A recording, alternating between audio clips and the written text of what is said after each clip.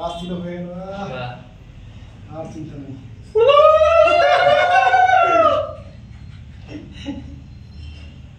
চামচ নিয়ে আসছি চামচ লাগবে না হ্যাঁ নিয়ে আসেন কাঁটা চামচ নিয়ে আসেন খোঁচা দিয়ে উঠাতে হবে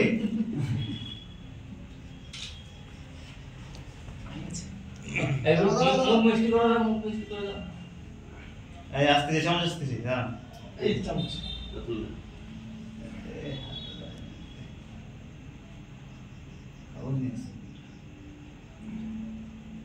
বললাম কাঁটা চামচ